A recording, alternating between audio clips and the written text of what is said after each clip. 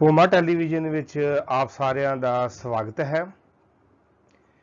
ਅੱਜ ਅਸੀਂ 12ਵੀਂ ਜਮਾਤ ਦੇ ਵਿਸ਼ਾ ਰਾਜਨੀਤੀ ਸ਼ਾਸਤਰ ਦੇ ਬਹੁਤ ਹੀ ਮਹੱਤਵਪੂਰਨ ਟੌਪਿਕ ਭਾਰਤ ਦੇ ਚੀਨ ਦੇ ਨਾਲ ਸੰਬੰਧ, ਇੰਡੀਆ ਰਿਲੇਸ਼ਨ ਵਿਦ ਚਾਈਨਾ। ਸੋ ਬੇਟਾ, ਤੁਸੀਂ ਦੇਖਿਆ ਹੋਵੇਗਾ ਕਿ 12ਵੀਂ ਜਮਾਤ ਦੇ ਵਿੱਚ ਇੱਕ ਬਹੁਤ ਹੀ ਮਹੱਤਵਪੂਰਨ ਲੈਸਨ ਹੈ ਜਿਹਦੇ ਵਿੱਚ ਭਾਰਤ ਦੇ ਗਵਾਂਢੀ ਦੇਸ਼ਾਂ ਨਾਲ ਸੰਬੰਧਾਂ ਬਾਰੇ ਪੜ੍ਹਾਇਆ ਜਾਂਦਾ ਹੈ।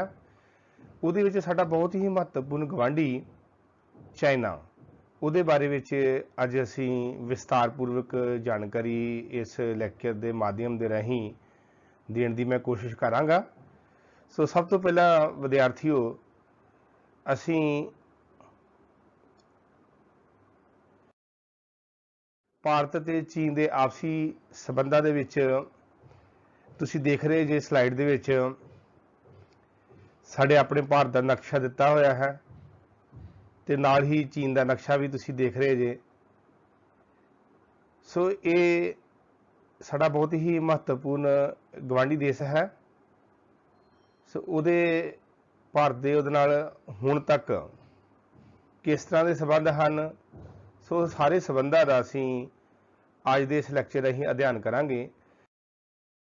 ਸਭ ਤੋਂ ਪਹਿਲੀ ਗੱਲ ਹੈ ਵਿਦਿਆਰਥੀਓ ਕਿ ਸਾਡੇ ਸਾਬਕਾ ਪ੍ਰਧਾਨ ਮੰਤਰੀ ਸ੍ਰੀ ਅਟਲ ਬਿਹਾਰੀ ਵਾਜਪਾਈ ਜੀ ਅਨੁਸਾਰ ਦੋਸਤ ਮਿੱਤਰ ਬਦਲੇ ਜਾ ਸਕਦੇ ਹਨ ਪਰ ਗਵਾਂਢੀ ਨਹੀਂ। ਸੋ ਬਹੁਤ ਵੱਡੀ ਗੱਲ ਕਹੀ ਉਹਨਾਂ ਨੇ ਕਿ ਅਸੀਂ ਆਪਣੀ ਜ਼ਿੰਦਗੀ ਦੇ ਵਿੱਚ ਬਹੁਤ ਸਾਰੇ ਮਿੱਤਰ ਬਣਾਉਂਦੇ ਹਾਂ, ਛੱਡ ਦਿੰਦੇ ਹਾਂ, ਪਰ ਸਾਡਾ ਬਹੁਤ ਹੀ ਮਹੱਤਵਪੂਰਨ ਗਵਾਂਢੀ ਹੁੰਦਾ ਹੈ ਜਿਸ ਨੂੰ ਅਸੀਂ ਜਿਹੜਾ ਕਿ ਬਹੁਤ ਹੀ ਸਾਡਾ ਨੀਅਰੈਸਟ ਮੰਨਿਆ ਜਾਂਦਾ ਹੈ। ਸੋ ਗਵਾਂਢੀਆਂ ਨਾਲ ਕਦੀ ਵੀ ਨਹੀਂ ਵਿਗਾੜਨੀ ਚਾਹੀਦੀ। ਸੋ ਭਾਰਤ ਦੀ ਜਿਹੜੀ ਵਿਦੇਸ਼ ਨੀਤੀ ਹੈ ਉਹਦਾ ਪਰਪਸ ਵੀ ਹਮੇਸ਼ਾ ਇਹੋ ਰਿਹਾ ਕਿ ਅਸੀਂ ਆਪਣੇ ਗਵਾਂਢੀਆਂ ਨਾਲ ਮਿੱਤਰਤਾਪੂਰਨ ਸੰਬੰਧ ਬਣਾ ਕੇ ਰੱਖੀਏ। ਸੋ ਸਭ ਤੋਂ ਪਹਿਲਾਂ ਅਸੀਂ ਇਸ ਵਿਸ਼ੇ 'ਤੇ ਗੱਲ ਕਰਨ ਦੇ ਲਈ ਇਹ ਤੁਸੀਂ ਦੇਖ ਰਹੇ ਜੇ ਕਿ ਸਾਡਾ ਨਕਸ਼ਾ ਦਿੱਤਾ ਹੋਇਆ ਹੈ, ਨਾਲ ਦੇ ਨਾਲ ਸਾਡੇ ਗਵਾਂਢੀ ਦੇਸ਼ ਦਿਖ ਰਹੇ ਹਨ ਜਿਹਦੇ ਵਿੱਚ ਇਹ ਸਾਡੇ ਨਾਰਥ ਦੇ ਵਿੱਚ ਤੁਸੀਂ ਦੇਖੋ ਜਾ ਕੇ ਉੱਤਰੀ ਭਾਰਤ, ਨਾਰਥ ਈਸਟ ਵਿੱਚ ਚਾਈਨਾ ਹੈ ਸਥਿਤ ਹੈ, ਨੇਪਾਲ ਹੈ, ਸਾਡੇ ਸਾਰੇ ਗਵਾਂਢੀ ਹੈ, ਬੰਗਲਾਦੇਸ਼ ਹੈ, ਭੂਟਾਨ ਹੈ, ਸ਼੍ਰੀਲੰਕਾ ਦੱਖਣ ਦੇ ਵਿੱਚ ਹੈ, ਸਾਡੇ ਪਾਕਿਸਤਾਨ। ਸੋ ਅੱਜ ਅਸੀਂ ਜਿਹੜੇ ਬਹੁਤ ਹੀ ਮਹੱਤਵਪੂਰਨ ਗਵਾਂਢੀ ਬਾਰੇ ਗੱਲ ਕਰਾਂਗੇ ਉਹ ਹੈ ਚਾਈਨਾ। ਸੋ ਚੀਨ ਦੇ ਬਾਰੇ ਵਿੱਚ ਇੱਕ ਅੱਜ ਦੁਨੀਆ ਦੀ ਜੇਕਰ ਸੁਪਰ ਪਾਵਰ ਹੈ ਤਾਂ ਉਹ ਅਮਰੀਕਾ ਨੂੰ ਮੰਨਿਆ ਜਾਂਦਾ ਹੈ ਤੇ ਐਮਰਜਿੰਗ ਇਕੋਨਮੀ ਹੈ ਜਿਹੜੇ ਕਿ ਹੌਲੀ ਹੌਲੀ ਅਮਰੀਕਾ ਨੂੰ ਟੱਕਰ ਦੇਣ ਵਾਲੀ ਕੰਟਰੀ ਉੱਭਰ ਕੇ ਸਾਹਮਣੇ ਚਾਈਨਾ ਆ ਰਿਹਾ ਹੈ। ਚਾਈਨਾ ਜੇਕਰ ਦੇਖਿਆ ਜਾਵੇ ਤਾਂ ਖੇਤਰਫਲ ਦੇ ਪੱਖੋਂ ਵੀ ਵੱਡਾ ਕੰਟਰੀ ਹੈ, ਪਾਪੂਲੇਸ਼ਨ ਦੇ ਪੱਖੋਂ ਨੰਬਰ 1 ਦਾ ਕੰਟਰੀ ਹੈ। ਸੋ ਭਾਰਤ ਦੇ ਉਹਦੇ ਜੇਕਰ ਪਿਛੋਕੜ ਦੇਖਿਆ ਜਾਵੇ, ਹਿਸਟੋਰੀਕਲ ਬੈਕਗਰਾਉਂਡ ਦੇਖੀ ਜਾਵੇ ਤੇ ਭਾਰਤ ਦੇ 5000 ਵਰ੍ਹੇ ਪੁਰਾਣਾ ਜਿਹੜਾ ਵਾ ਇਤਿਹਾਸਿਕ ਸਾਡਾ ਪਿਛੋਕੜ ਹੈ ਚਾਈਨਾ ਦੇ ਨਾਲ। ਚੀਨ ਦੇ ਵਿੱਚ ਕਾਫੀ ਲੰਬੇ ਸਮੇਂ ਤੋਂ ਤੁਸੀਂ ਦੇਖ ਰਹੇ ਜੇ ਕਿ ਬੁੱਧ ਧਰਮ ਉਹਨਾਂ ਨੇ ਗ੍ਰਹਿਣ ਕੀਤਾ ਹੋਇਆ ਹੈ ਜੋ ਕਿ ਭਾਰਤ ਜਿਹਦੀ ਜਨਮ ਭੂਮੀ ਭਾਰਤ ਵਿੱਚ ਸੀ। ਸੋ ਬੜੀ ਮਹੱਤਵਪੂਰਨ ਗੱਲ ਹੈ ਕਿ ਸਾਡੀਆਂ ਚੀਨ ਦੇ ਨਾਲ ਧਾਰਮਿਕ, ਸੱਭਿਆਚਾਰਕ ਤੇ ਸਾਂਝ ਤੇ ਹੈ ਹੀ ਹੈ, ਬੜੀ ਪੁਰਾਣੀ ਸਾਂਝ ਹੈ। ਸੋ ਇਸੇ ਲੜੀ ਦੇ ਵਿੱਚ ਤੁਸੀਂ ਦੇਖਦੇ ਆ ਪਰ ਇੰਨੀਆਂ ਸੱਭਿਆਚਾਰਕ, ਕਲਚਰਲ, ਹਿਸਟੋਰੀਕਲ ਬੈਕਗਰਾਉਂਡ ਸਾਡੀ ਸਾਂਝ ਹੋਣ ਦੇ ਬਾਵਜੂਦ ਵੀ ਇਤਿਹਾਸ ਦੱਸਦਾ ਹੈ ਕਿ ਭਾਰਤ ਦੇ ਸਮਰਾਟ ਹਰਸ਼ਵਰਧਨ ਅਤੇ ਕਸ਼ਮੀਰ ਦੇ ਰਾਜਿਆਂ ਨੇ ਚੀਨ ਦੇ ਸਮਰਾਟਾਂ ਦੇ ਦਰਬਾਰ ਵਿੱਚ ਆਪਣੇ ਰਾਜਦੂਤ ਭੇਜੇ ਸੀ। ਸੋ ਬੜੀ ਵੱਡੀ ਗੱਲ ਹੈ ਕਿ ਪੁਰਾਣੀ ਸਾਂਝ ਹੈ ਸਾਡੀ। ਜਿਵੇਂ ਕਿ ਮੈਂ ਹੁਣੇ ਗੱਲ ਕੀਤੀ ਹੈ ਕਿ ਬੁੱਧ ਧਰਮ ਦੀ ਜਨਮ ਭੂਮੀ ਉਹ ਭਾਰਤ ਹੈ ਪਰ ਵੱਡੇ ਪੱਧਰ ਤੇ ਬੁੱਧ ਧਰਮ ਚੀਨ 'ਚ ਫੈਲਿਆ ਉਹ ਭਾਰਤ ਤੋਂ ਹੀ ਗਿਆ। ਸੋ ਇੱਥੋਂ ਤੁਸੀਂ ਅੰਦਾਜ਼ਾ ਲਾ ਸਕਦੇ ਜੇ ਕਿ ਸਾਡਾ ਕਿੰਨਾ ਆਪਸ ਵਿੱਚ ਹਿਸਟੋਰੀਕਲ ਬੈਕਗਰਾਉਂਡ ਜੁੜੀ ਹੋਈ ਹੈ। ਸੋ ਅੱਗੇ ਜਾ ਕੇ ਤੁਸੀਂ ਦੇਖਦੇ ਜੇ ਕਿ ਭਾਰਤ ਚੀਨ ਦੇ ਆਪਸੀ ਸੰਬੰਧਾਂ ਵਿੱਚ ਚੀਨ ਭਾਰਤ ਦਾ ਬਹੁਤ ਹੀ ਮਹੱਤਵਪੂਰਨ ਉੱਤਰ ਵਿੱਚ ਸਥਿਤ ਸਾਡਾ ਗਵਾਂਢੀ ਦੇਸ਼ ਹੈ, ਗਵਾਂਢੀ ਰਾਜ ਹੈ। ਜੇਕਰ ਖੇਤਰਫਲ ਦੀ ਗੱਲ ਕਰੀਏ ਤਾਂ ਖੇਤਰਫਲ ਦੇ ਪੱਖੋਂ ਇਹ ਦੁਨੀਆ ਦਾ ਤੀਜਾ ਵੱਡਾ ਰਾਜ ਹੈ। ਤੇ ਜਨਸੰਖਿਆ ਪੱਖੋਂ ਚੀਨ ਦਾ ਸੰਸਾਰ 'ਚ ਪਹਿਲਾ ਨੰਬਰ ਹੈ। ਚੀਨ ਸੰਸਾਰ ਦੀ ਉੱਭਰਦੀ ਹੋਈ ਆਰਥਿਕ ਸ਼ਕਤੀ ਹੈ ਅਤੇ ਸੁਰੱਖਿਆ ਪਰਿਸ਼ਦ ਦਾ ਪੱਕਾ ਮੈਂਬਰ ਹੈ। ਚੀਨ ਅੱਜ ਸੁਰੱਖਿਆ ਪਰਿਸ਼ਦ ਯੂਐਨਓ ਦੀ ਸਿਕਿਉਰਿਟੀ ਕੌਂਸਲ ਦਾ ਪੱਕਾ ਮੈਂਬਰ ਹੈ। ਸੋ ਸੁਪਰ ਪਾਵਰ ਜੇਕਰ ਦੇਖਿਆ ਜਾਵੇ ਤੇ ਬਣਦੇ ਕੰਢੇ ਤੇ ਖੜਾ ਹੈ ਚੀਨ। ਅੱਜ ਚੀਨ ਅਮਰੀਕਾ ਨੂੰ ਬਰਾਬਰ ਟੱਕਰ ਦੇ ਰਿਹਾ ਹੈ। ਸੋ ਦੁਨੀਆ ਵਿੱਚ ਅੱਜ ਚੀਨ ਦਾ ਹੀ ਬੋਲਬਾਲਾ ਹੈ। ਤੇ ਸਾਡੇ ਲਈ ਤਾਂ ਹੋਰ ਹੀ ਫਿਰ ਮਹੱਤਵਪੂਰਨ ਹੋ ਜਾਂਦਾ ਕਿ ਸਾਡੇ ਲਈ ਸਾਡੇ ਗੁਆਂਢ ਦੇ ਵਿੱਚ ਇੱਕ ਆਰਥਿਕ ਸ਼ਕਤੀ ਉੱਭਰਿਆ ਕੰਟਰੀ ਹੋਵੇ ਤੇ ਸਾਡੀ ਆਰਥਿਕ ਪਾਲਿਸੀ, ਸਾਡੀ ਇੱਕ ਵਿਦੇਸ਼ ਨੀਤੀ ਕੀ ਹੋਏਗੀ ਫਿਰ ਕਿ ਅਸੀਂ ਆਪਣੇ ਗੁਆਂਢੀਆਂ ਦੇ ਨਾਲ ਚੰਗੇ ਸੰਬੰਧ ਬਣਾ ਕੇ ਰੱਖੀਏ। ਸੋ ਹਮੇਸ਼ਾ ਹੀ ਭਾਰਤ ਨੇ ਇਹ ਕੋਸ਼ਿਸ਼ ਕੀਤੀ ਹੈ, ਹਮੇਸ਼ਾ ਹੀ ਆਪਣੇ ਗੁਆਂਢੀਆਂ ਨਾਲ ਮਿੱਤਰਤਾਪੂਰਨ ਸੰਬੰਧ ਬਣਾਉਣ ਦੀ ਕੋਸ਼ਿਸ਼ ਕੀਤੀ ਹੈ। ਪਰ ਫਿਰ ਇਸ ਦੇ ਬਾਵਜੂਦ ਵੀ ਇਹ ਸਵਾਲ ਇਹ ਪਨਪਦਾ ਹੈ ਕਿ ਫਿਰ ਵੀ ਭਾਰਤ ਦੇ ਚੀਨ ਦੇ ਨਾਲ ਬਹੁਤੇ ਸੰਬੰਧ ਵਧੀਆ ਕਿਉਂ ਨਹੀਂ ਹਨ। ਸੋ ਅੱਗੇ ਜਾ ਕੇ ਅਸੀਂ ਇਸ ਵਿਸ਼ੇ 'ਤੇ ਗੱਲ ਕਰਦੇ ਹਾਂ। ਸੋ ਮੈਂ ਵਿਦਿਆਰਥੀਓ ਇੱਕ ਮੈਂ ਜ਼ਰੂਰ ਗੱਲ ਤੁਹਾਡੇ ਨਾਲ ਸਾਂਝੀ ਕਰਨੀ ਚਾਹਾਂਗਾ। ਜਨਸੰਖਿਆ ਪੱਖੋਂ ਚੀਨ ਦੁਨੀਆ ਦਾ ਨੰਬਰ 1 ਕੰਟਰੀ ਹੈ ਪਾਪੂਲੇਸ਼ਨ, ਤੇ ਚੀਨ ਨੇ ਆਪਣੀ ਪਾਪੂਲੇਸ਼ਨ ਨੂੰ ਕੰਟਰੋਲ ਕਰਨ ਦੇ ਲਈ ਵਨ ਚਾਈਲਡ ਨੋਰਮ ਅਪਣਾਇਆ ਸੀ। ਪਰ ਹਾਲ ਹੀ ਖਬਰ ਆ ਰਹੀ ਹੈ ਕਿ ਚੀਨ ਨੇ ਵਨ ਚਾਈਲਡ ਨੋਰਮ ਦੀ ਪਾਲਿਸੀ ਨੂੰ ਹਟਾ ਦਿੱਤਾ ਹੈ ਤੇ ਹੁਣ ਫਿਰ 3 ਬੱਚਿਆਂ ਤੱਕ, ਜੀਵਿਤ ਬੱਚਿਆਂ ਤੱਕ ਜਿਹੜਾ ਵਾ ਉੱਥੇ ਉਹਨਾਂ ਦੇ ਬਰਥ ਦੀ ਜਿਹੜੀ ਆ ਉਹ ਇਜਾਜ਼ਤ ਦੇ ਦਿੱਤੀ ਗਈ ਹੈ, ਕਿਉਂਕਿ ਚੀਨ ਦੀ ਪਾਪੂਲੇਸ਼ਨ ਸਟਿਲ ਹੋ ਗਈ ਸੀ। ਸੋ ਇੱਕ ਜਨਰਲ ਨੌਲੇਜ ਦੀ ਤੁਹਾਡੇ ਨਾਲ ਗੱਲ ਕੀਤੀ ਹੈ ਕਿ ਇੱਕ ਸਮਾਂ ਸੀ ਵਨ ਚਾਈਲਡ ਨੋਰਮ ਸੀ, ਫਿਰ 2 ਬੱਚੇ ਤੱਕ ਜਿਹੜਾ ਵਾ ਪ੍ਰਵਾਨਗੀ ਦਿੱਤੀ ਗਈ ਤੇ ਹੁਣ 3 ਬੱਚਿਆਂ ਤੱਕ ਵੀ ਚੀਨ ਨੇ ਆਪਣੀ ਪਾਪੂਲੇਸ਼ਨ ਨੂੰ ਸਟਿਲ ਤੋਂ ਅੱਗੇ ਵਧਾਉਣ ਦੇ ਲਈ ਪ੍ਰਵਾਨਗੀ ਹਾਲ ਹੀ ਦੇ ਦਿੱਤੀ ਹੈ। ਅੱਗੇ ਗੱਲ ਭਾਰਤ ਤੇ ਚੀਨ ਵਿਚਕਾਰ ਮਿੱਤਰਤਾ ਦਾ ਸਮਾਂ ਸੀ। ਇੱਕ ਦੌਰ ਇਹੋ ਜਿਹਾ ਸੀ ਕਿ ਭਾਰਤ ਦੇ ਬਹੁਤ ਵਧੀਆ ਸੰਬੰਧ ਸੀ। ਜਦੋਂ 1949 ਦੇ ਵਿੱਚ ਕਮਿਊਨਿਸਟ ਚਾਈਨਾ ਹੋਂਦ ਦੇ ਵਿੱਚ ਆਇਆ ਸੀ ਤੇ ਭਾਰਤ ਵੱਲੋਂ ਉਹਨੂੰ ਮਾਨਤਾ ਦੇ ਦਿੱਤੀ ਗਈ ਸੀ। 1954 ਵਿੱਚ 38 ਅਪ੍ਰੈਲ 1954 ਨੂੰ ਭਾਰਤ ਦੇ ਪ੍ਰਧਾਨ ਮੰਤਰੀ ਪੰਡਿਤ ਜਵਾਹਰ ਲਾਲ ਨਹਿਰੂ ਅਤੇ ਚੀਨ ਦੇ ਪ੍ਰਧਾਨ ਮੰਤਰੀ ਸ੍ਰੀ ਚਾਓ ਐਨ ਲਾਈ ਵਿਚਕਾਰ ਇੱਕ 5 ਸੰਧਾਤੀ ਸਮਝੌਤਾ ਪੰਚਸ਼ੀਲ ਦੇ ਨਾਲ ਜਾਣਿਆ ਜਾਂਦਾ ਹੈ। ਸਮਝੌਤਾ ਇਹ ਹੈ ਜੋ ਕਿ ਸਾਡੀ ਵਿਦੇਸ਼ ਨੀਤੀ ਦਾ ਬਹੁਤ ਹੀ ਮਹੱਤਵਪੂਰਨ ਹਿੱਸਾ ਮੰਨਿਆ ਜਾਂਦਾ ਹੈ। ਇਹ ਸਮਝੌਤਾ ਕੀ ਸੀ ਕਿ ਇੱਕ ਦੂਜੇ ਦੀ ਜਿਹੜੀ ਆ ਪ੍ਰਭੂਸੱਤਾ ਦਾ ਖਿਆਲ ਰੱਖਿਆ ਜਾਏਗਾ, ਇੱਕ ਦੂਜੇ ਤੇ ਹਮਲਾ ਨਹੀਂ ਕੀਤਾ ਜਾਏਗਾ, ਇੱਕ ਦੂਜੇ ਦੇ ਇੰਟਰਨਲ ਮਾਮਲਿਆਂ ਵਿੱਚ ਦਖਲਅੰਦਾਜ਼ੀ ਨਹੀਂ ਕੀਤੀ ਜਾਏਗੀ, ਇੱਕ ਦੂਜੇ ਦੇ ਜਿਹੜੇ ਸ਼ਾਂਤਮਈ ਪੀਸਫੁਲੀ ਕੋਐਗਜ਼ਿਸਟੈਂਸ ਰੱਖੀ ਜਾਏਗੀ।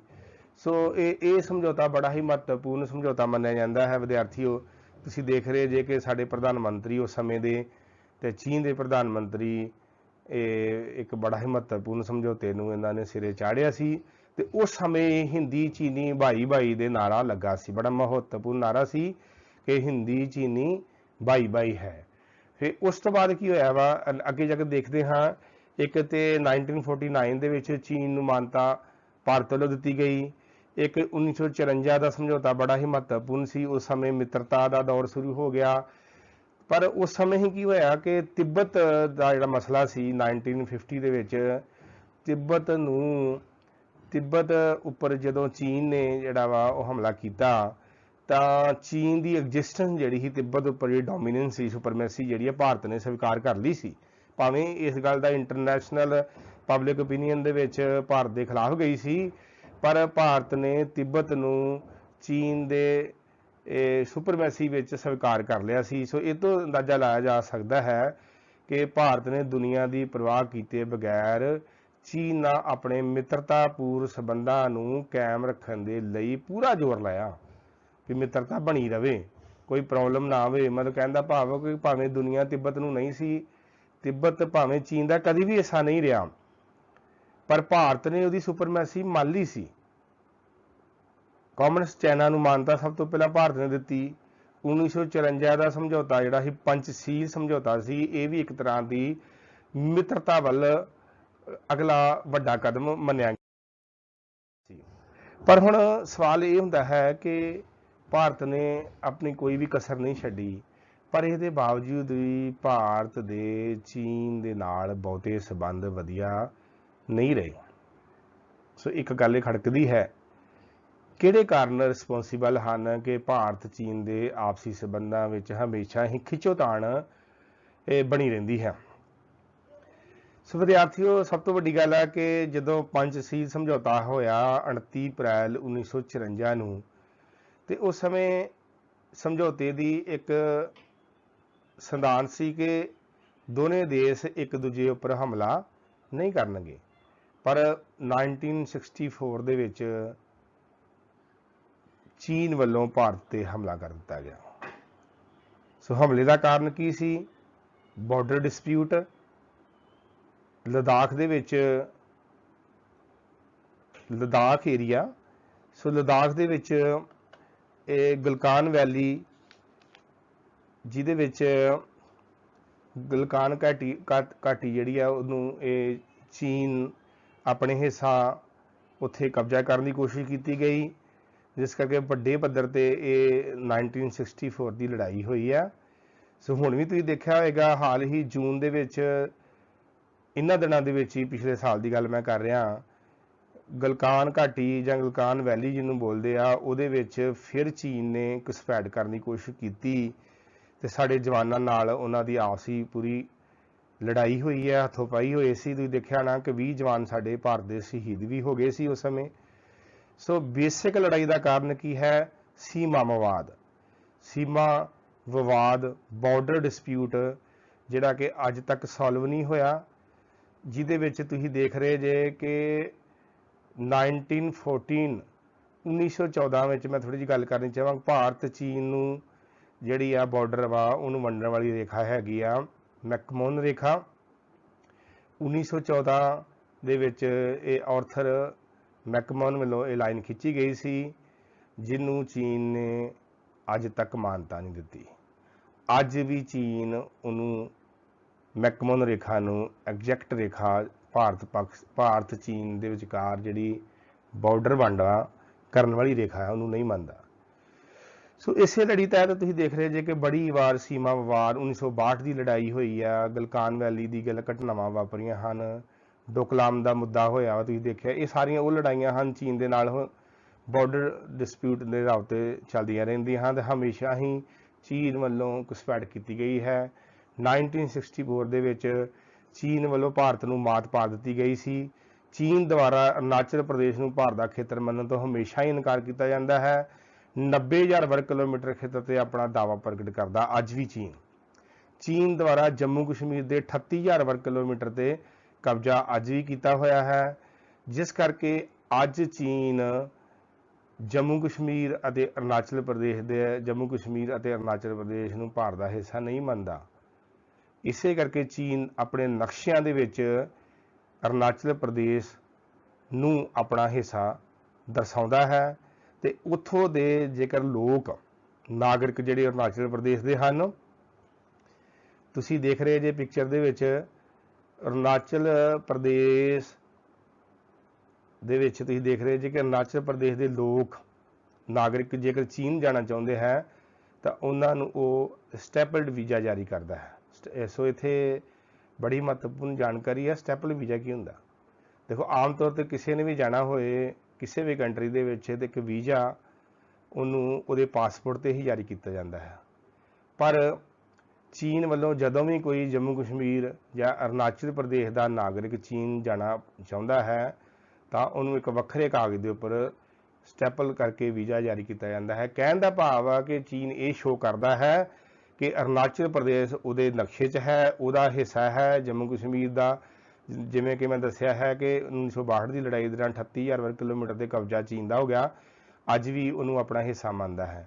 ਸੋ ਇੱਕ ਤਰ੍ਹਾਂ ਦੀ ਇਹ ਬਹੁਤ ਹੀ ਵੱਡਾ ਸੀਮਾ ਵਿਵਾਦ ਹੈ, ਜਿਸ ਕਰਕੇ ਭਾਰਤ ਚੀਨ ਦੇ ਸੰਬੰਧਾਂ ਵਿੱਚ ਸਭ ਤੋਂ ਵੱਡਾ ਮੇਨ ਕਾਰਨ, ਖਿੱਚੋਤਾਣ ਦਾ ਕਾਰਨ ਇਹ ਮੈਕਮੋਹਨ ਰੇਖਾ ਹੀ ਹੈ, ਜਿਸ ਕਰਕੇ ਅੱਜ ਚੀਨ ਭਾਰਤ ਦੇ ਨਾਲ ਬਹੁਤੇ ਵਧੀਆ ਸੰਬੰਧ ਬਣਾ ਹੀ ਨਹੀਂ ਸਕਿਆ।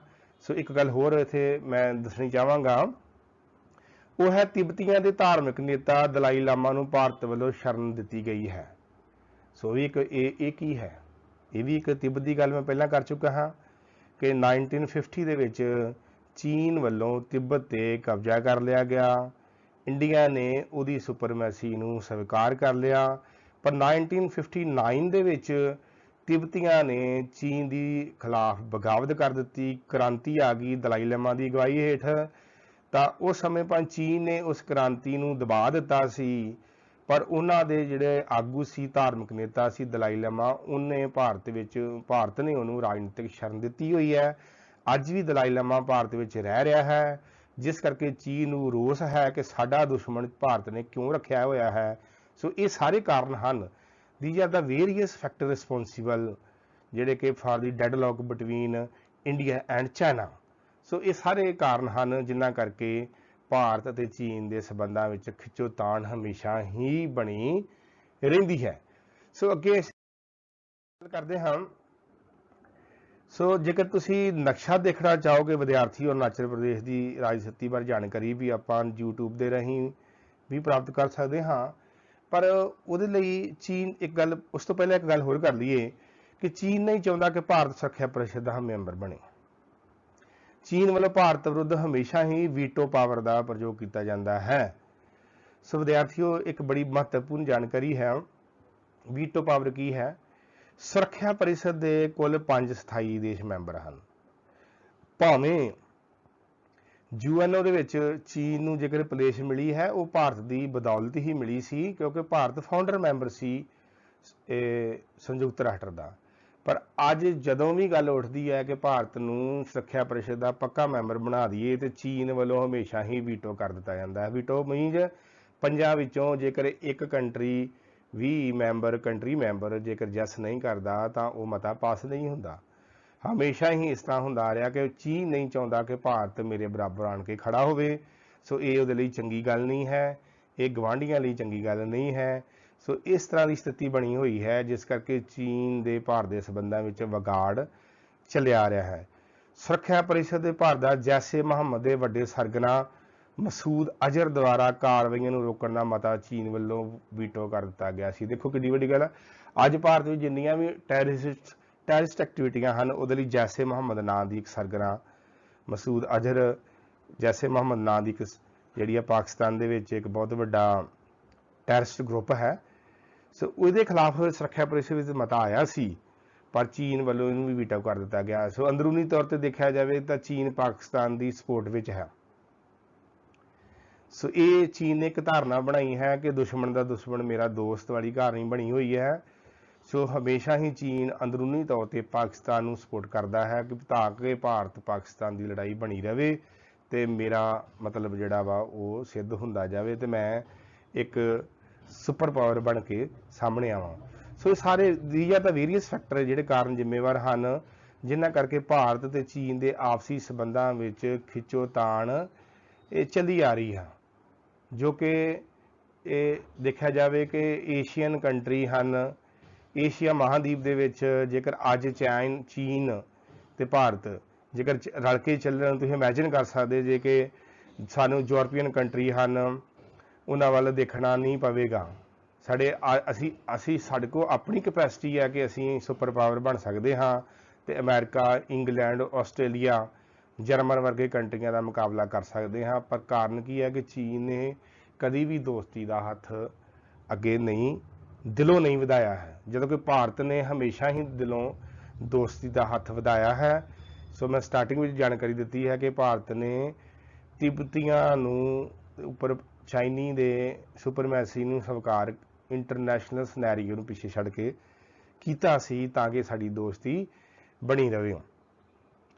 ਸੋ ਤੁਸੀਂ ਜੇਕਰ ਨਕਸ਼ਾ ਦੇਖਣਾ ਚਾਹੋ ਤੇ ਨਕਸ਼ੇ ਵਿੱਚ ਵੀ ਤੁਸੀਂ ਦੇਖ ਸਕਦੇ ਜੇ ਕਿ ਜਿਹੜਾ ਬੇਸਿਕਲੀ ਵਿਵਾਦ ਕੀ ਹੈ। ਵਿਵਾਦ ਤੇ ਦੇਖਿਆ ਜਾਵੇ ਤਾਂ ਕੋਈ ਬਹੁਤ ਵੱਡਾ ਨਹੀਂ ਹੈ। ਜੇਕਰ ਮੈਕਮੋਹਨ ਰੇਖਾ ਨੂੰ ਚੀਨ ਮੰਨ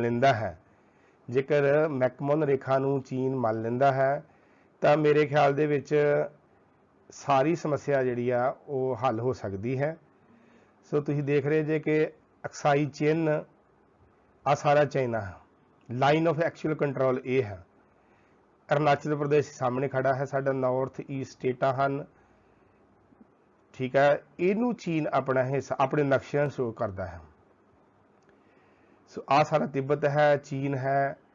ਇੱਥੇ ਇਹ ਵੀ ਇੱਕ ਝਗੜੇ ਦਾ ਕਾਰਨ ਹੈ। ਹਮੇਸ਼ਾ ਹੀ ਇਥੋਂ ਕ੍ਰੋਸ ਬਾਰਡਰ ਜਿਹੜੀਆਂ ਘਟਨਾਵਾਂ ਵਾਪਰਦੀਆਂ ਹਨ। ਕਲੈਸ਼ ਹੋਇਆ ਸੀ ਗਲਵਾਨ ਵੈਲੀ ਲਾਈਨ ਆਫ ਐਕਚੁਅਲ ਕੰਟਰੋਲ ਤੇ ਅਕਸਾਈ ਚੇਨ ਦਾ ਮਾਮਲਾ। ਸੋ ਮੈਂ ਹੁਣੇ ਗੱਲ ਕੀਤੀ ਹੈ ਕਿ ਜੂਨ ਇਹਨਾਂ ਦਿਨਾਂ ਦੇ ਵਿੱਚ ਹੀ 2020 ਨੂੰ ਇੱਥੇ ਕਲੈਸ਼ ਹੋਇਆ ਸੀ ਇੰਡੀਅਨ ਆਰਮੀ ਦਾ ਤੇ ਚਾਈਨੀ ਆਰਮੀ ਦਾ, ਜਿਹਦੇ ਵਿੱਚ 20 ਦੇ ਕਰੀਬ ਸਾਡੇ ਜਵਾਨ ਸ਼ਹੀਦ ਹੋ ਗਏ ਸੀ। ਤੇ ਚੀਨ ਵੱਲੋਂ ਹਮੇਸ਼ਾ ਹੀ ਪਿੱਠ ਤੇ ਵਾਰ ਕੀਤਾ ਜਾਂਦਾ ਹੈ, ਜੋ ਕਿ ਉਸ ਲਈ ਇਹ ਚੰਗੀ ਗੱਲ ਨਹੀਂ ਹੈ। ਸੋ ਹਮੇਸ਼ਾ ਹੀ ਚੀਨ ਨੇ ਭਾਰਤ ਨੂੰ ਧੋਖਾ ਦਿੱਤਾ ਹੈ। ਜਿਵੇਂ ਕਿ ਪੰਚਸ਼ੀਲ ਦਾ ਸਮਝੌਤਾ ਲੈ ਲਓ, ਉਹ ਵੀ ਸਾਨੂੰ ਧੋਖਾ ਦਿੱਤਾ ਗਿਆ। ਉਸ ਤੋਂ ਬਾਅਦ ਜਦੋਂ ਪੰਚਸ਼ੀਲ ਦਾ ਸਮਝੌਤਾ ਹੋ ਗਿਆ ਸੀ ਤਾਂ ਉਦੋਂ ਪੰਡਿਤ ਜਵਾਹਰ ਲਾਲ ਨਹਿਰੂ ਸਾਡੇ ਪ੍ਰਧਾਨ ਮੰਤਰੀ ਬੜੇ ਖੁਸ਼ ਸੀ। ਤੇ ਪਰ ਉਸ ਤੋਂ ਬਾਅਦ ਜਦੋਂ 1964 ਦੇ ਵਿੱਚ ਚੀਨ ਨੇ ਭਾਰਤ ਤੇ ਹਮਲਾ ਕਰ ਦਿੱਤਾ ਤਾਂ ਵੱਡੇ ਪੱਧਰ ਤੇ ਭਾਰਤ ਦਾ ਨੁਕਸਾਨ ਹੋਇਆ। ਤਾਂ ਉਸ ਸਮੇਂ ਪੰਡਿਤ ਨਹਿਰੂ ਜੀ, ਉਹਨਾਂ ਦੇ ਸ਼ਬਦ ਹੀ ਕਿ ਮੈਂ ਆਪਣੇ ਦੁਆਰਾ ਪੈਦਾ ਕੀਤੇ ਹੋਏ ਬਨਾਵਟੀ ਵਾਤਾਵਰਣ 'ਚ ਰਹਿ ਰਿਹਾ ਸੀ। ਚੀਨ ਦੇ ਹਮਲੇ ਨੇ ਅਖੀਰ ਮੈਨੂੰ ਉਸ ਤੋਂ ਬਾਹਰ ਕੱਢ ਦਿੱਤਾ। ਕਹਿੰਦਾ ਭਾਵੇਂ ਪੰਡਿਤ ਨਹਿਰੂ ਜੀ ਨੇ ਖੁਦ ਮੰਨਿਆ ਕਿ ਮੈਂ ਜਿਹੜਾ ਵਾ ਉਹ ਇੱਕ ਤਰ੍ਹਾਂ ਦਾ ਇਹ ਸੋਚ ਕੇ ਬੈਠਾ ਸੀ ਕਿ ਇਹ ਮੇਰਾ ਦੋਸਤ ਹੈ, ਪਰ ਦੋਸਤ ਨੇ ਮੇਰੇ ਪਿੱਠ ਤੇ ਵਾਰ ਕੀਤਾ। ਸੋ ਆ ਵੀ ਇੱਕ ਮੁੱਦਾ। ਕਲੈਸ਼ ਇਨ ਗਲਵਾਨ ਵੈਲੀ, ਇਹ ਵੀ ਇੱਕ ਪਿੱਠ ਤੇ ਵਾਰ ਹੈ। ਹਮੇਸ਼ਾ ਚੀਨ ਵੱਲੋਂ ਜਿਹੜੀਆਂ ਘਟਨਾਵਾਂ ਵਾਪਰਦੀਆਂ ਹਨ, actual line of actual control ਨੂੰ ਕ੍ਰਾਸ ਕੀਤਾ ਜਾਂਦਾ ਹੈ। ਤਾਂ ਇਹ ਸਾਰਾ ਕੁਝ ਚੀਨ ਦੀ ਇੱਕ ਸੋਚੀ ਸਮਝੀ ਸਾਜ਼ਿਸ਼ ਹੈ ਕਿ ਭਾਰਤ ਨੂੰ ਉੱਠਣ ਨਹੀਂ ਦੇਣਾ, ਆਪਣੇ ਬਰਾਬਰ ਨਹੀਂ ਆਉਣ ਦੇਣਾ। ਸੋ ਇਸ ਕਰਕੇ ਅੱਜ ਭਾਵੇਂ ਚੀਨ ਅਮਰਜਿੰਗ ਇਕੋਨਮੀ ਹੈ, ਅੱਜ ਚੀਨ ਭਾਵੇਂ ਅਮਰੀਕਾ ਨੂੰ ਟੱਕਰ ਦੇ ਰਿਹਾ ਹੈ, ਅੱਜ ਚੀਨ ਭਾਵੇਂ ਦੁਨੀਆ ਦੇ ਵਿੱਚ ਆਪਣੀ ਹਰ ਤਰ੍ਹਾਂ ਦੀ ਪ੍ਰੋਡਕਟਸ ਦੀ ਸੇਲ ਦੇ ਨਾਲ ਛਾਇਆ ਹੋਇਆ ਹੈ, ਪਰ ਗਵਾਂਢੀਆਂ ਨਾਲ ਮਿੱਤਰਤਾਪੂਰਨ ਸੰਬੰਧ ਬਣਾਉਣ ਲਈ ਕਦੀ ਵੀ ਉਹਨੇ ਅੱਗੇ ਪਹਿਲ ਨਹੀਂ ਕੀਤੀ। ਅੱਜ ਭਾਰਤ ਵਿੱਚ ਬਹੁਤ ਸਾਰੇ ਪ੍ਰੋਡਕਟ ਭਾਵੇਂ ਹਰ ਪੱਧਰ ਤੇ ਜਿਹੜੇ ਆ ਚੀਨ ਦੇ ਹੀ ਵਿਕ ਰਹੇ ਹਨ, ਤੁਸੀਂ ਦੇਖ ਰਹੇ ਜੇ, ਪਰ ਫਿਰ ਵੀ ਤੁਸੀਂ ਦੇਖ ਰਹੇ ਕਿ ਭਾਰਤ ਦੇ ਨਾਲ ਉਹਦੇ ਭਾਰਤ ਨੂੰ ਇੱਕ ਮੰਡੀ ਦੇ ਤੌਰ ਤੇ ਚੀਨ ਦੇਖਦਾ ਹੈ। ਸੋ ਇਹ ਸਾਰੇ ਕਾਰਨ ਹਨ। These are the various factor responsible for clash.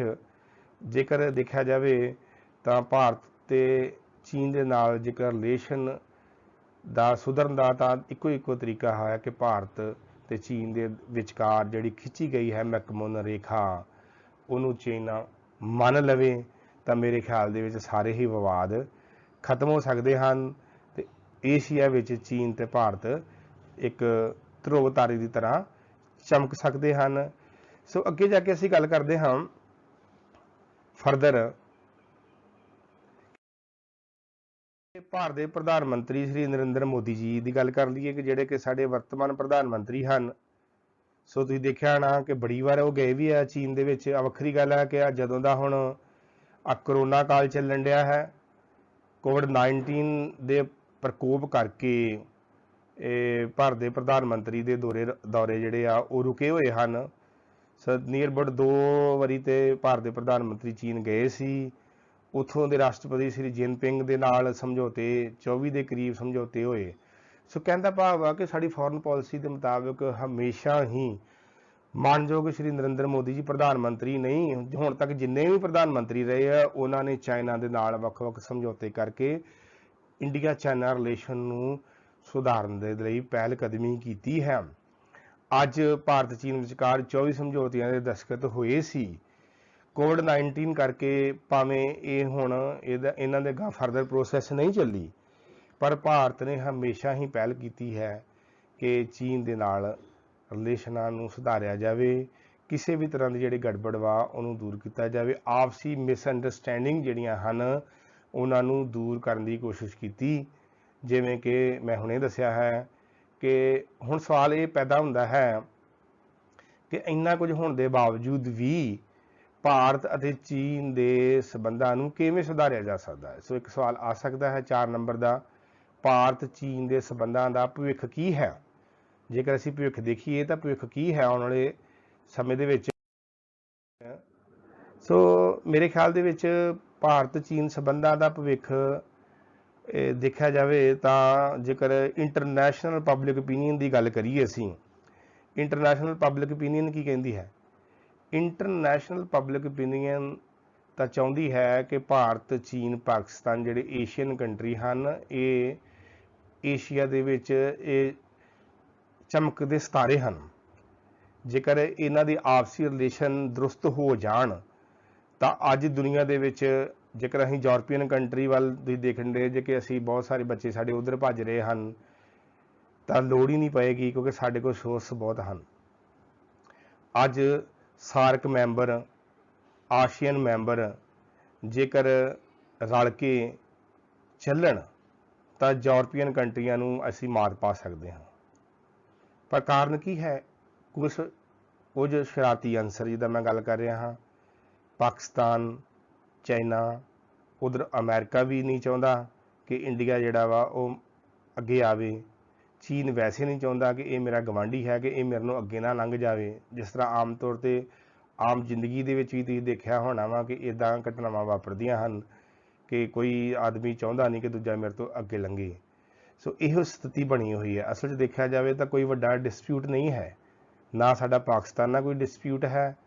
ਅੱਜ ਭਾਵੇਂ ਭਾਰਤ ਪਾਕਿਸਤਾਨ ਰਿਲੇਸ਼ਨ ਡੈਡ ਹੋਏ ਪਏ ਹਨ, ਚੀਨ ਇਸ ਕਰਕੇ ਖੁਸ਼ ਹੈ ਕਿਉਂਕਿ ਉਹ ਚਾਹੁੰਦਾ ਹੈ ਕਿ ਇੱਦਾਂ ਹੁੰਦਾ ਰਹੇ। ਅੱਜ ਕੋਈ ਵੀ ਡਿਸਪਿਊਟ ਨਹੀਂ ਹੈ, ਬਾਰਡਰ ਡਿਸਪਿਊਟ ਕੋਈ ਵੱਡੀ ਗੱਲ ਨਹੀਂ ਹੈ। ਜੇਕਰ ਅਸੀਂ ਮੈਕਮੋਹਨ ਰੇਖਾ ਨੂੰ ਚੀਨ ਮੰਨ ਲੈਂਦਾ ਹੈ ਤਾਂ ਮੇਰੇ ਖਿਆਲ ਦੇ ਵਿੱਚ ਸਾਰੇ ਵਪਾਰਕ ਰਾਹ ਖੁੱਲ੍ਹ ਜਾਂਦੇ ਹਨ। ਅਰੁਣਾਚਲ ਪ੍ਰਦੇਸ਼ ਭਾਰਤ ਦਾ ਹਿੱਸਾ ਹੈ, ਭਾਰਤ ਦਾ ਹਿੱਸਾ ਹੀ ਰਹੇਗਾ। ਇਹ ਇੰਟਰਨੈਸ਼ਨਲ ਪੋਲਿਟਿਕਸ ਦੇ ਵਿੱਚ ਸਭ ਦੁਨੀਆ ਨੂੰ ਪਤਾ ਹੈ, ਸਾਰੇ ਕੰਟਰੀਆਂ ਨੂੰ ਪਤਾ ਹੈ, ਅਰੁਣਾਚਲ ਪ੍ਰਦੇਸ਼ ਸਾਡਾ ਹਿੱਸਾ ਹੈ, ਜੰਮੂ ਕਸ਼ਮੀਰ ਸਾਡਾ ਹਿੱਸਾ ਹੈ। ਸੋ ਇਸ ਤਰ੍ਹਾਂ ਦਾ ਜਿਹੜਾ ਡਿਸਪਿਊਟ ਆ ਉਹ ਸਿਰਫ ਜਸਟਲੀ ਆਪਣੇ ਆਪ ਨੂੰ ਸੁਪਰ ਪਾਵਰ ਦਿਖਾਉਣ ਦੀ ਕੋਸ਼ਿਸ਼ ਹੈ। ਅਦਰਵਾਈਜ਼ ਇਕਨੋਮਿਕਲੀ ਸਟਰੋਂਗ ਹੋਣ ਦੀ ਕੋਸ਼ਿਸ਼ ਹੈ ਕਿ ਮੈਂ ਸਟਰੋਂਗ ਹਾਂ ਤੁਹਾਡੇ ਨੂੰ। ਅਦਰਵਾਈਜ਼ ਕੋਈ ਡਿਸਪਿਊਟ ਨਹੀਂ ਹੈ। ਸੋ ਮੈਂ ਸਮਝਦਾ ਹਾਂ ਤੁਸੀਂ ਲਿਖਣਾ ਹੈ ਕਿ ਅੱਜ ਜੇਕਰ ਮੈਕਮੋਹਨ ਰੇਖਾ ਨੂੰ ਚੀਨ ਮੰਨ ਲੈਂਦਾ ਹੈ, ਅੱਜ ਭਾਰਤ, ਪਾਕਿਸਤਾਨ, ਚੀਨ ਇਹਨਾਂ ਦੇ ਆਪਸੀ ਰਿਲੇਸ਼ਨ ਦਰੁਸਤ ਹੋ ਜਾਂਦੇ ਹਨ। ਸੋ ਆਪਾਂ ਜੇਕਰ ਦੇਖਿਆ ਜਾਵੇ ਭਾਰਤ ਤੇ ਚੀਨ ਦਾ ਵਪਾਰ ਹੀ ਸ਼ੁਰੂ ਹੋ ਜਾਂਦਾ ਹੈ।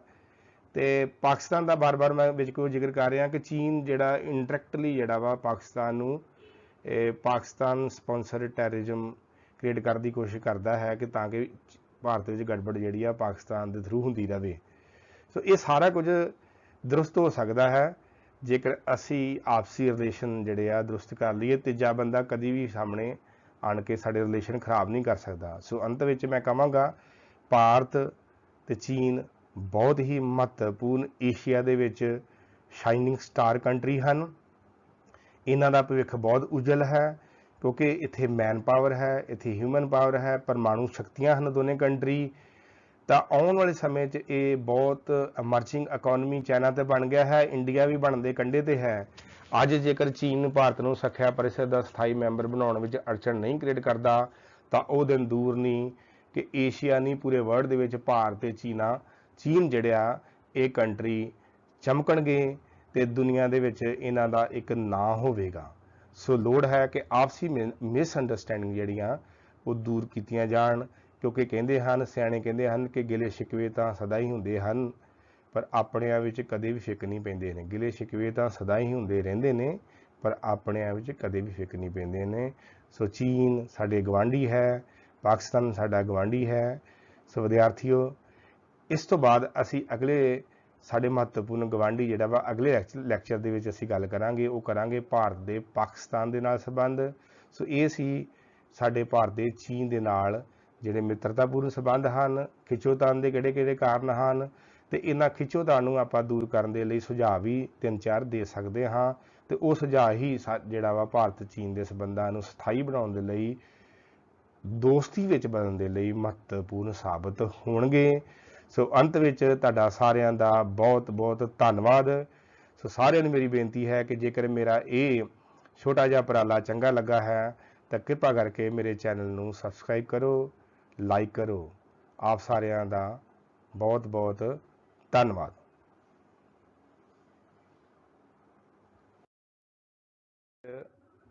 ਇੱਕ ਵਾਰੀ ਆਪ ਸਾਰਿਆਂ ਦਾ ਬਹੁਤ ਬਹੁਤ ਧੰਨਵਾਦ।